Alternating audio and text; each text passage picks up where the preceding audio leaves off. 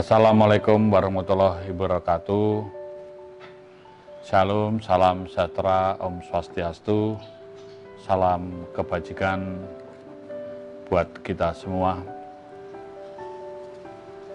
Rekan-rekan yang berbahagia, di era pandemi COVID-19, kita di dalam pelajaran tentang revolusi industri 4.0 yang berkaitan atau terhadap tugas kepolisian pada tingkat KOD atau pada tingkat Polres. Kita dari awal mencoba melihat atau menjabarkan apa yang menjadi tema daripada pelajaran. Kita melihat dari judul dapat menjabarkan yang berkaitan dengan polisi dan pemolisian. Kalau kita melihat polisi ini bisa sebagai institusi, sebagai fungsi, dan sebagai petugas. Yang kedua, polisi di dalam menyelenggarakan tugasnya adalah melakukan tindakan pemolisian. Pemolisian dapat dijabarkan sebagai upaya polisi pada tingkat manajemen maupun operasional dengan atau tanpa upaya paksa dalam mewujudkan dan memelihara keteraturan sosial. Disinilah kita melihat dan mencoba menjabarkan kembali ranah kerja kepolisian ada pada ranah birokrasi dan ranah masyarakat. Benang merah keduanya itulah pemolisian atau policing. Kita semua memahami bahwa yang berkaitan dengan pemolisian ini, kita dapat melihat pada ranah birokrasi maupun masyarakat. Pada ranah birokrasi apa yang dikerjakan polisi, yaitu yang berkaitan dengan kepemimpinan di bidang administrasi, operasional, dan kapasiti. Kita lihat bahwa kepemimpinan yang ideal adalah kepemimpinan yang transformatif atau para pemimpin yang menyelenggarakan kepemimpinannya berani untuk belajar dan memperbaiki kesalahan masa lalu, siap menghadapi tuntutan, tantangan, bahkan ancaman di masa kini, serta mampu menyiapkan masa depan yang lebih baik.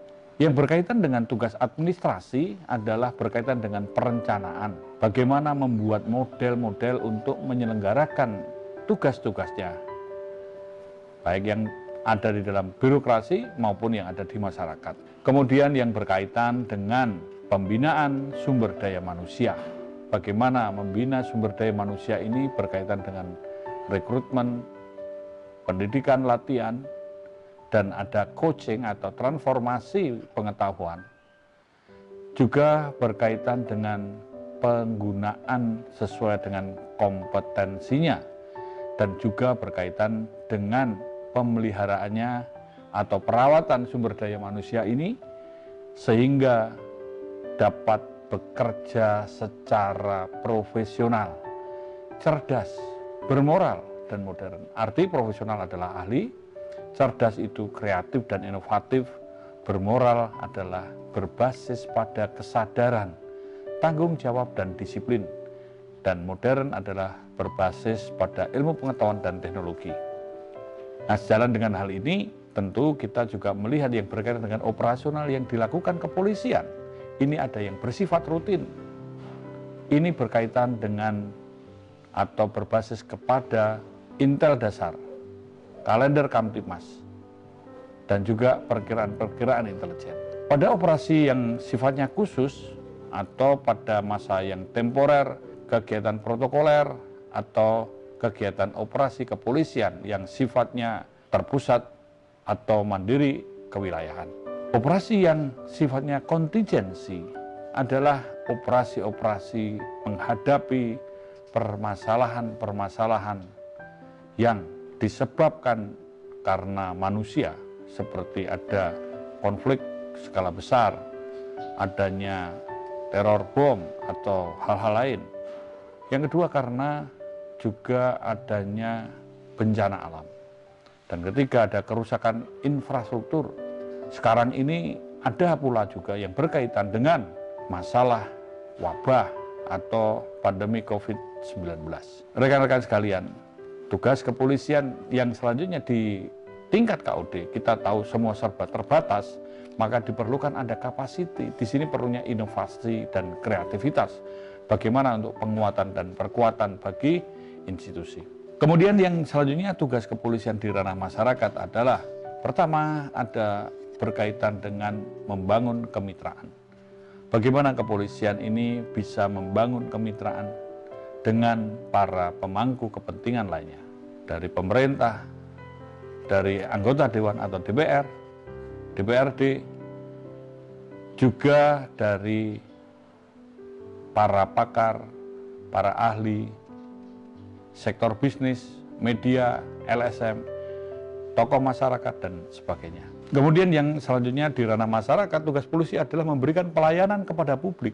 Pelayanan kepolisian adalah pelayanan keamanan, pelayanan keselamatan, pelayanan administrasi, pelayanan hukum, pelayanan informasi, dan pelayanan kemanusiaan. Sejalan dengan hal ini tentunya polisi di dalam masyarakat juga melakukan upaya-upaya untuk problem solving atau pemecahan masalah atau penyelesaian masalah yang dilakukan secara proaktif. Disinilah kegiatan-kegiatan kepolisian menunjukkan adanya tindakan yang cepat bersama para pemangku kepentingan lainnya dapat mencari akar masalah dan menemukan solusi yang dapat diterima semua pihak. Dan tentu yang diutamakan adalah tindakan-tindakan pencegahan. Dan yang keempat adalah kaitannya dengan membangun jejaring. Disinilah kepolisian selalu berupaya untuk membangun network kepada masyarakat yang ada. Rekan-rekan sekalian, ini model awal dasar kita untuk memahami polisi dan pemolisiannya. Jadi pemolisian secara garis besar dapat dikategorikan berbasis wilayah dari Mabes, Polda, Polres, Polsek, Pospol, Babin Kamtibmas. Mereka bekerja ada basis dasar wilayahnya. Yang kedua adalah pemolisian yang berbasis kepada fungsi atau kepentingan. Yang ketiga adalah pemolisian berbasis dampak masalah. Akar masalah bukan urusan kepolisian, tetapi ketika menjadi masalah sosial, ini menjadi urusan polisi. Pola pemolisian di sini adalah memberdayakan atau menggunakan bagaimana polisi bersama para pemangku kepentingan, lintas wilayah, lintas fungsi, dan lintas stakeholder melalui satuan tugas atau satgas untuk menangani atau menyelesaikannya. Saya kira ini dasar yang perlu kita pahami bersama bagaimana polisi dan pemolisiannya untuk bekerja. Sekarang ini kita akan membahas yang berkaitan dengan community policing atau pemolisian yang proaktif, problem solving, mengutamakan pencegahan, serta berupaya untuk meningkatkan kualitas hidup masyarakat. Kita melihat kata dasar community. Pada community inilah level kecil, lingkup kecil. Pada buku yang ditulis David Bailey mengatakan polisi tidak mencegah. Kalau itu menjadi pukulan atau kritik keras, maka para pemikir kepolisian memikirkan bentuk pemolisian masa depan ini pada community policing. Pemolisian memang banyak hal yang bisa dikembangkan di sini. Namun pada prinsip dasar community policing adalah berkaitan pada komunitas level kecil. Bisa berbasis wilayah, bisa berbasis fungsi atau kepentingan, ataupun juga dampak masalah. Nah, di sini saya ingin mengingatkan kembali bahwa community policing bukan fungsi, tapi ini strategi, suatu filosofi. Bagaimana keberadaan polisi ini bisa dikenal, diterima, didukung, dan keberadaan polisi ini bisa menjadi bagian dari kehidupan masyarakat yang dilayaninya. Berkaitan dengan hal itu, kalau kita melihat, tentu para petugas polisi pada posisi ini adalah bagaimana untuk menjadi mitra. Mitra itu bukan anak buah, bukan corong, bukan bawahan, tetapi menjadi sahabat. Pada posisi yang sama, bersama-sama untuk mencari akar masalah dan menemukan solusinya. Ini sebenarnya secara konseptual dapat dilihat sebagai civil society atau masyarakat sipil atau masyarakat yang berbudaya. Ini juga berkaitan dengan proses-proses ke depan untuk bagaimana membangun semacam asosiasi, forum, atau dewan pada tingkat polsek atau bahkan sampai tingkat kelurahan untuk bersama-sama mewujudkan keteraturan sosial atau Kamtibmas. Yang kedua adalah polisi bagaimana berusaha memahami kebutuhan rasa aman daripada masyarakat yang dilayaninya. Masyarakat satu daerah dengan daerah lain ini tidak sama. Mereka mempunyai karakteristik, corak masyarakat dan kebudayaannya yang berbeda. Tetapi prinsipnya sama. Nah, di sini bagaimana polisi berusaha memahami. Polisi tidak sekedar membawa aturan atau penegak hukum yang menyalahkan, mencari kesalahan ini itu, tetapi polisi menegakkan hukum adalah mengajak orang untuk beradab, karena penegakan hukum merupakan upaya-upaya mencegah agar jangan terjadi konflik yang lebih luas, agar juga dapat menyelesaikan konflik secara beradab, melindungi korban dan pencari keadilan, memberikan suatu kepastian sebagai bagian dari edukasi. Ini semua merupakan satu rangkaian tugas-tugas polisi pada community policing. Esensinya adalah polisi mendukung segala hal yang berkaitan dengan produktivitas. Kalau secara konseptual dikatakan polisi ini penjaga kehidupan, dapat dimaknai bahwa suatu masyarakat dapat hidup, tumbuh, dan berkembang kalau ada produktivitas. Pada produktivitas itulah mereka atau warga masyarakat melakukan aktivitas, sehingga aktivitas ini dituntut adanya keamanan dan rasa aman. Dan disinilah polisi berusaha memberikan jaminan keamanan dan rasa aman.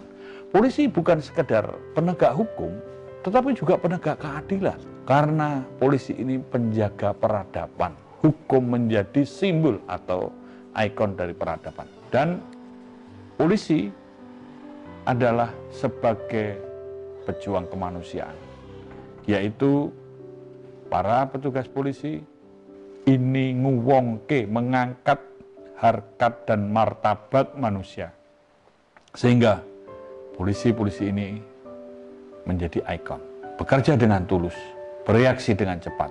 Keberadaan polisi ini menjadi simbol kecepatan, kedekatan, dan persahabatan. Cepat, dekat, dan bersahabat. Sehingga polisi boleh dikatakan dengan upaya paksa dan tindakan tegasnya adalah mendukung produktivitas. Dan polisi tidak melakukan tindakan yang kontraproduktif. Ini boleh dikatakan hal-hal yang ilegal misalnya, atau hal-hal yang bertentangan dengan masalah produktivitas. Tidak melakukan diskresi aktif atau diskresi pasif. Diskresi aktif di sini dapat dimaknai adalah seharusnya tidak melakukan, tetapi melakukan. Ini ujungnya kepada pemerasan atau extortion.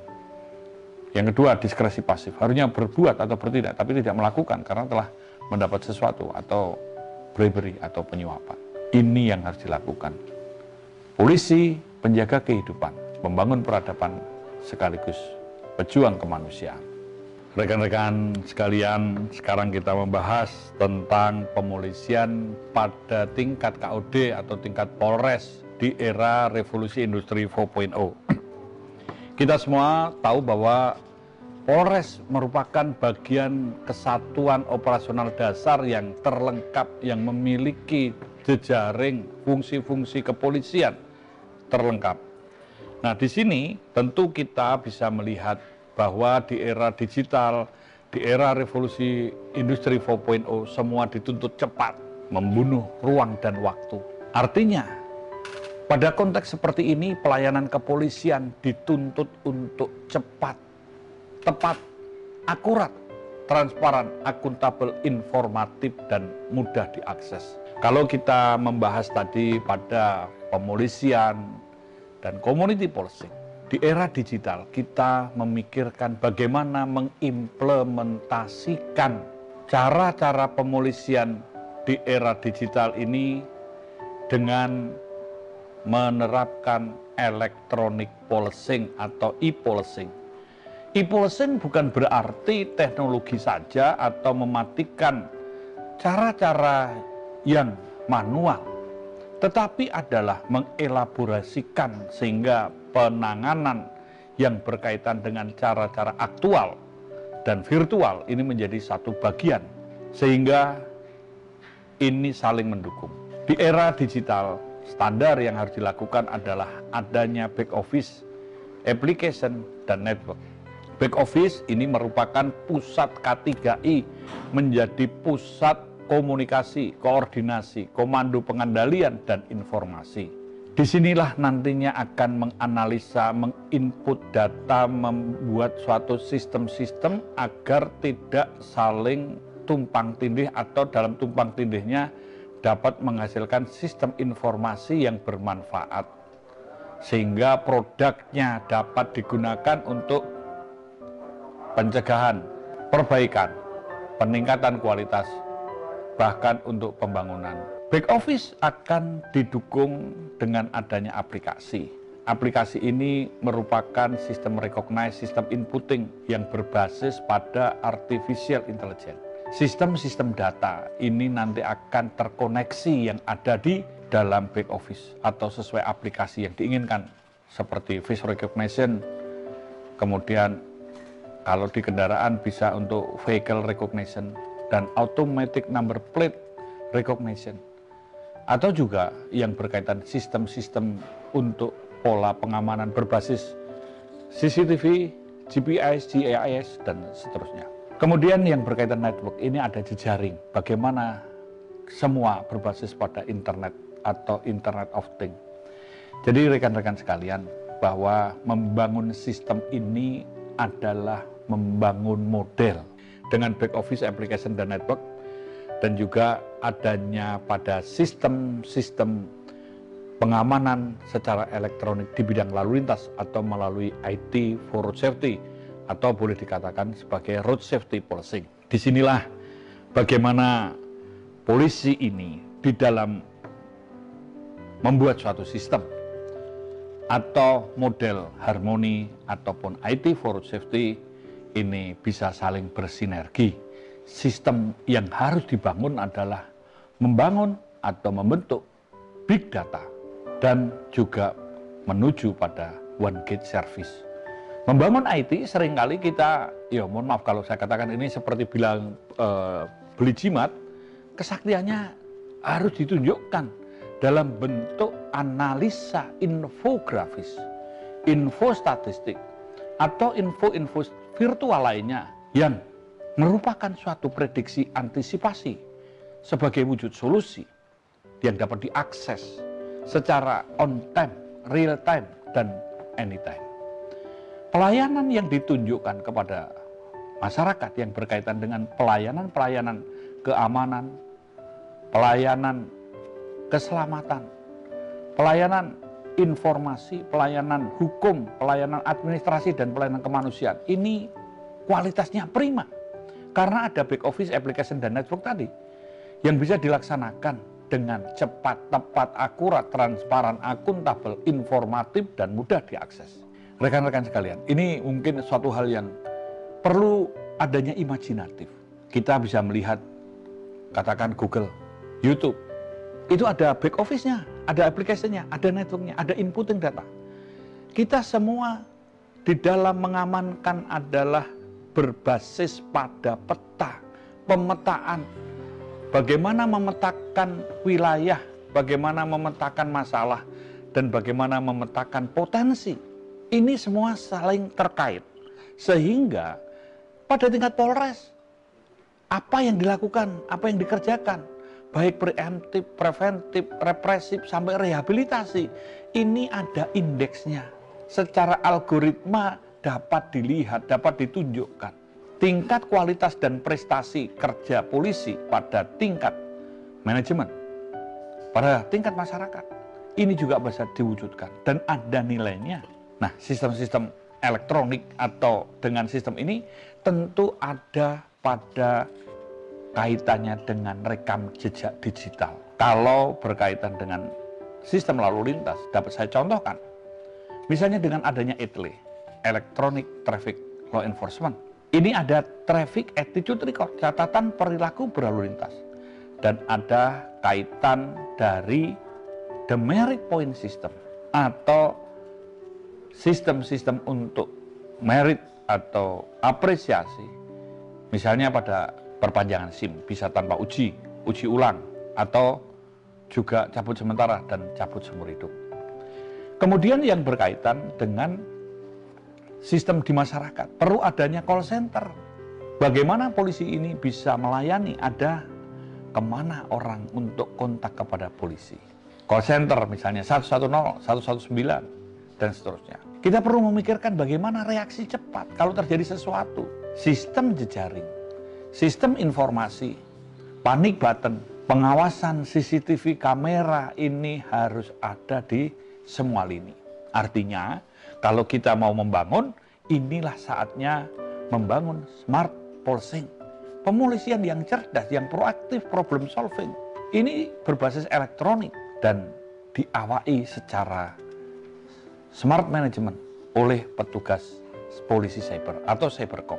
Di sini kita melihat bahwa sistem-sistem yang ada CCTV ini bukan semata-mata sebagai mata saja, tetapi ada artificial intelligence yang dikoneksikan kepada back office. Maka pembangunan back office call and command center misalnya, sistem peta digital yang menjadi pemantauan atau untuk proteksi atau sistem harmoni ataupun sistem IT for safety. Kita bisa melihat menggunakan contoh WASE, Google Map. Di situ kita bisa melihat mana yang harus ditangani, mana harus diatasi. Kemudian yang kaitan dengan smart management tentu kaitan dengan apa pekerjaan kepolisian di tingkat masyarakat, di tingkat birokrasi ini ada algoritmanya, ada indeks-indeks yang bisa ditunjukkan bahwa kualitas pelayanan ini bisa dilakukan. Dan kalau kaitannya ini kita juga bisa mengacu dengan sistem 8 siap atau asta siap. Pertama adalah siap piranti lunak. Piranti lunak aturan, petunjuk, pedoman, bahkan sampai standar operation prosedur ini atau SOP ini ada. SOP isinya apa? Kita harus memikirkan secara detail. Ada job description dan job analysis. Ada standarisasi keberhasilan tugas. Ada sistem penilaian kinerja. Ada sistem reward and punishment. Dan juga ada etika kerja yang berkaitan apa yang harus dilakukan, apa yang tidak boleh dilakukan. Do dan don't jelas. Kemudian kita dari SOP ini, piranti lunak yang ada bagaimana dielaborasi dengan sistem-sistem yang ada pada smart management tadi. Yang kedua adalah siap posko. Kalau siap posko inilah sebagai back office, siap daripada back office yang akan menjadi katakan pusat K3I, pusat komunikasi, koordinasi, komando, pengendalian dan informasi. Sistem-sistem aplikasi semua tertanam dan terpasang di situ. Yang ketiga adalah siap latihan pra-operasi, atau kita boleh katakan tidak perlu harus latihan, tapi bisa membuat suatu sistem coach secara online. Membangun sistem literasi, bagaimana literasi ini menjadi dasar untuk mengcoach, terus mendidik, melatih, mentransformasi ilmu, meningkatkan kualitas. Keempat adalah siap jejaring, siap cipta kondisi sampai tingkat RT RW, siapa informan kunci yang ada di situ. Kemudian kaitannya dengan kelima adalah siap mitra. Bagaimana mitra-mitra ini percaya dan bisa memberdayakan dan mendukung kita di dalam bekerja atau menyelenggarakan pemolisiannya. Kemudian adalah bagaimana siap sumber daya manusia. Bagaimana sumber daya manusia ini siap untuk mengawai back office atau posko, petugas-petugas yang akan mengawai satuan tugas. Satuan tugas ini bisa satuan tugas preventif, satuan tugas represif, dan juga satuan tugas untuk cadangan, bantuan, dan lain sebagainya. Ketujuh adalah siap untuk sarana prasarana, baik untuk perorangan atau individu, untuk unit atau kelompok, dan juga untuk kesatuan. Ini kita pikirkan adalah bagaimana ke depan pos polisi, para Babin Kamtibmas merupakan suatu agen, orang-orang yang menjadi panutan, menjadi ikon, yang dapat membantu pekerja-pekerja di back office atau informasinya dilakukan. Ini merevolusi. Sistem perlengkapan ini perlu disampaikan, bagaimana sistem komunikasi, sistem informasi. Kalau pada kondisi pandemi COVID-19 seperti ini, para petugas di lapangan juga setidaknya dibekali pengetahuan, keterampilan, kemampuan sebagai petugas medis tingkat dasar setidaknya.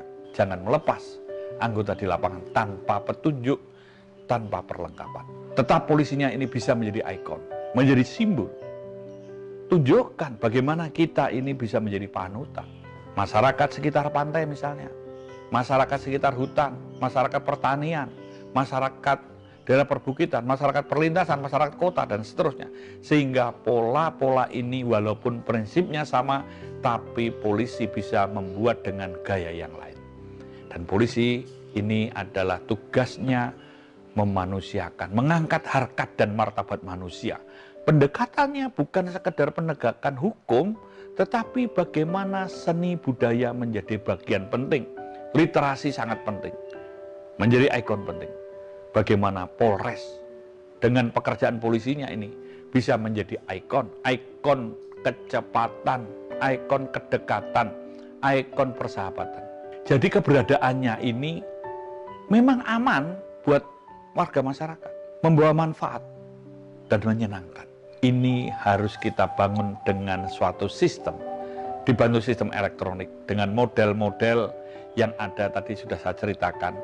Inilah prinsip-prinsip mendasar bagaimana back office application network dengan program yang ada di Harmony ataupun program IT for Safety. Di sini semua merupakan implementasi community policing secara digital atau kita katakan sebagai electronic policing. Sehingga call center, call and command center, kalau di lalu lintas ada traffic management center, penggunaan peta digital, sistem aplikasi, sistem recognize, sistem inputting data, artificial intelligence untuk menganalisa sehingga hasil atau produknya merupakan prediksi, antisipasi, dan solusi yang dapat berwujud infografis, info virtual, info statistik yang on time, real time, dan dapat diakses anytime. Sehingga tadi saya katakan bahwa ketika kita akan membangun sistem di dalam pelayanan kepolisian untuk pelayanan keamanan, pelayanan keselamatan, pelayanan administrasi, pelayanan hukum, pelayanan informasi, dan pelayanan kemanusiaan, ini kualitasnya prima, cepat, tepat, akurat, transparan, akuntabel, informatif, dan mudah diakses. Tidak mungkin cara-cara manual dan parsial serta konvensional. Ini harus dilakukan berbasis IT, berbasis elektronik, berbasis online. Rekan-rekan sekalian, apa yang tadi saya sampaikan berkaitan dengan pemolisian di era revolusi industri 4.0 pada tingkat KOD ini perlu dikembangkan. Namun itulah prinsipnya. Satu prinsip 1000 gaya. Polisi harus bisa menjadi ikon. Polisi ini simbol kumpulan orang baik sebagai penjaga kehidupan, pembangun peradaban, dan pejuang kemanusiaan. Bagaimana membangun para petugas sebagai ikon, sebagai panutan yang dapat dipercaya, didukung, dan diterima. Karena polisi ini memang keberadaannya aman, bermanfaat, dan menyenangkan bagi masyarakat. Polisi bisa menjadi simbol kecepatan, kedekatan, dan persahabatan. Pelayanannya memang prima, yaitu pelayanan yang cepat, tepat, akurat, transparan, akuntabel, informatif, mudah diakses. Semua itu dibangun melalui electronic policing atau pemolisian di era digital atau di era revolusi industri 4.0 pada tingkat Polres. Saya kira itu yang bisa saya sampaikan, semoga bermanfaat. Kita lanjutkan pada diskusi, tanya jawab, dan untuk pengembangan atau pendalaman. Sekian, terima kasih. Wassalamualaikum warahmatullahi wabarakatuh.